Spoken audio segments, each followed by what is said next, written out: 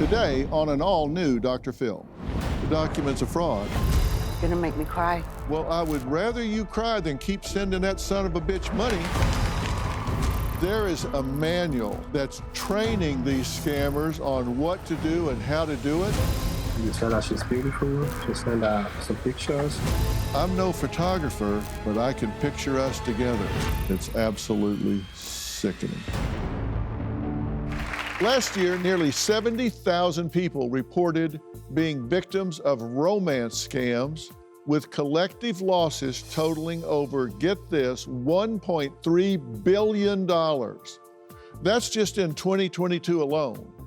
Now, I've had dozens of guests on this stage who have shared very similar stories. They've fallen in love with someone they met online, and shocker, they've never met in person. When did that even become a thing? These people have sent anywhere from a few thousand to $1.3 million to somebody they fell in love with, got engaged with or whatever, but never met in person. Some have sold their vehicles or homes in the name of love. Now, yesterday we met Terri, who's been sending money to her boyfriend, Ricardo, who claims he's stuck in Canada, waiting to receive the money from their Bitcoin investment. How do you get stuck in Canada? Now, Terri thought she had only sent Ricardo around $20,000. Well, we did the math and she was a little off. She sent nearly 4 times that amount, but she says it's okay because their Bitcoin investment should now be worth about $800,000 and should be receiving her money any day now. Here's what happened yesterday. For the last 2 years, my sister Terri has been involved with a man by the name of Ricardo. They met on Facebook Messenger. He wanted someone to spoil, and I said, you can spoil me. He's very handsome. Ricardo calls me his wife. Sometimes I cannot figure out what he's saying, but he doesn't sound African. Ricardo claims that he's a U.S. citizen, that he has a home in Malibu, but he claims that he is in Canada. How do you get stuck in Canada? He went there for a job, and Well, I go to Canada all the time. I never been stuck. I mean, it's like going to Cleveland or something. Ricardo does tell my sister he wants to marry her. He wants to share his millions with her, and Terri believes it. Terri has never met Ricardo. They've been dating for 2 years. about a month after Ricardo and I met, he started asking me for money. Terri, you think you sent him around $10,000, $20,000. So you've actually sent him a total of $79,561. What do you think about that? Sick. I'm sick. The only thing worse than being in a fraudulent, non-existent relationship for a year is being in it for a year and 1 day. He's supposedly this really wealthy guy, but he's asking her for money. Does that make common sense? No. Sometimes this whole thing doesn't make common sense to me. Do any of you think a decent man would allow a woman to do that? You're gonna make me cry. Well, I would rather you cry than keep sending that son of a bitch money. Terri says Daryl claims he's the only one with keys to Ricardo's condo, but we found someone else who also has a key. Here's what she had to say. Hi, my name is Jasmine Wilcoxon. I am the real estate agent here at 1211 Caroline Street. I am helping the sellers right now sell this property. The home has been on the market for 11 days. What I do know is that Daryl or Ricardo are not the owners of this property, nor have they ever been, and they have not accepted any offers under that name. She's standing in the unit that's supposedly your condo. That's the address, that's the unit number, and it's owned by somebody, not Ricardo, not the CEO, and she's saying it's on the market, not being sold by either of them, not being bought by either of them, and that's the unit, that's the address, the unit that supposedly is your next place to live. Terri does not hang out with any friends. She does not have any money to do anything because she gives it all away, and She sits at home and waits for the call from Ricardo. She's very lonely. I'm alone a lot. All of my family and friends believe that Ricardo is a scammer and not real. Hurts my feelings a lot. My sister tells me all she wants is me to be happy. Well, what if, in order for me to be happy, it's to be with him? We looked into every single email, invoice, phone number, and photo that Terri's provided us, and every single trace of Ricardo Clay, and it led us to this man right here. There he is. That's your guy, right? Mm-hmm. That's your guy. But his name is not Ricardo Clay. His name is James. His name is what? James.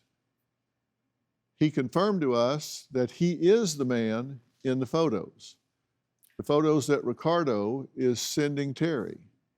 But he is not the man that Terri has been talking to or sending money to for the past 2 years. He was gracious enough to send us a video message. Hey, Dr. Phil. My name is James, and I'm an artist living in California. I'm not in Canada. And I know that my images are often used for romance scams and are taken mostly from my social media. I've never spoken to Terri. I don't know Terri. I'm really sorry that this is happening to her. I've been dealing with this for over 10 years now. People taking my images and creating fake profiles and accounts just to scam people. I hope that this video can show that I am the person in the photos, but I am not the person that Terri's been talking to and sending money to. I hope that this video can help. Now, that's James. And Yeah, I'm heartbroken, but I'm done. we got in touch with a former scammer who now works with Social Catfish, an online dating investigation service who has the tools to help people verify someone's identification. Here's what he shared with us. I did these scams for about 5 years. I just try to find these women on dating sites like Tinder, Facebook, Instagram, TikTok, and so on and so forth. I work on countless of women, more than 50. I drafted my own manual. When you meet a woman for the first time, you have to ask some questions. Hi, how are you? How are you doing? You need to have a great sense of humor, you know. You need to be funny. You tell her she's beautiful. You send her some pictures. I give a lot of attention to anyone I'm talking to. If I want to scam a woman, I look for those that are big, fat, big women. Most of them are single, you know, they're not married. They believe no one loves them. So when I start talking to them, I will show them that I care for them. I really want to come home to you. I love you, stuff like that. So it's an easy target. I used to tell them that I'm outside the country, you know, I'm back home in the next 1 year. I did steal people's pictures. I used to. I just go on his Instagram page, I take down his pictures and I use it to set up a fake profile. In the first 2 weeks, I started talking to them. I would tell them I love them. It takes me 4 days for me to ask someone I'm talking to for money. The most money I made was in 2021, and that was over $30,000. Very, very big money. Very big. I felt guilty at some point when I was scamming.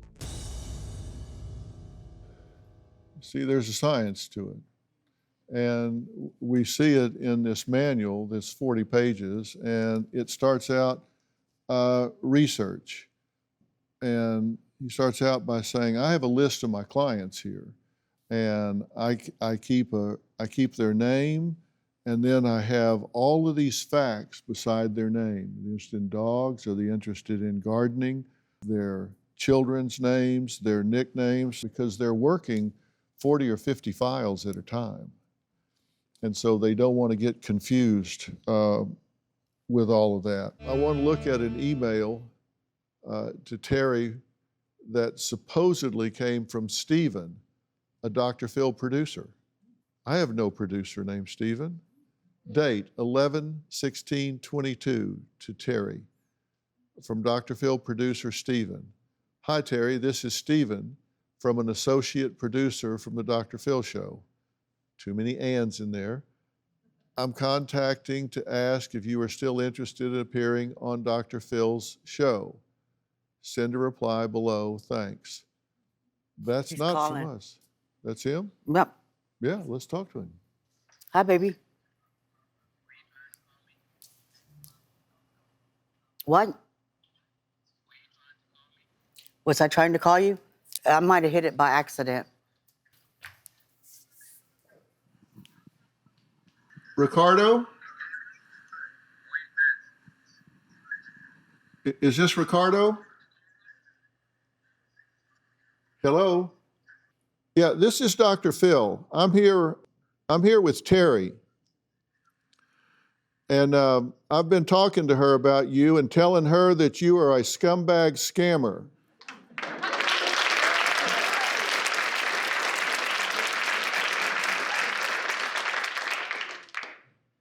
But he didn't answer that. Conversation kind of dried up right when I said that. Here he is again. Hello? Ricardo? Yeah.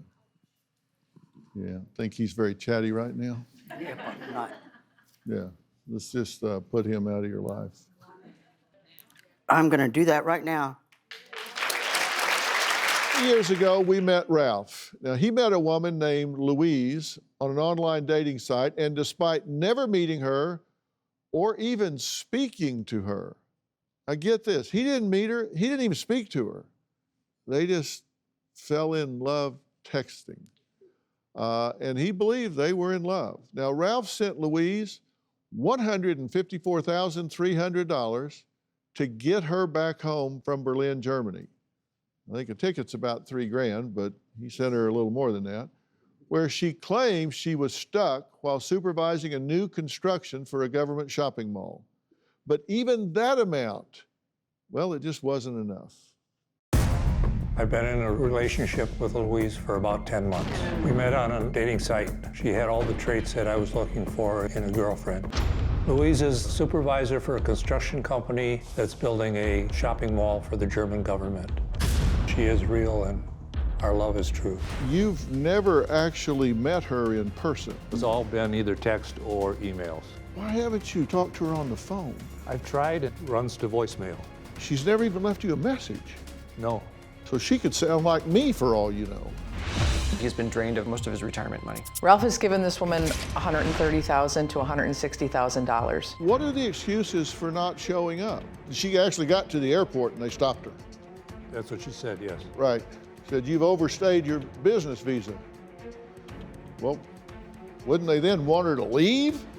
This was an intimate picture that was shared with you. It was a nude photo, right? Yes. This is this woman's face photoshopped onto a nude body and sent It's to identical. you. You could stick my face on there. The woman in the pictures. She is also a victim in all this. Her photos were stolen from her social media without her knowledge.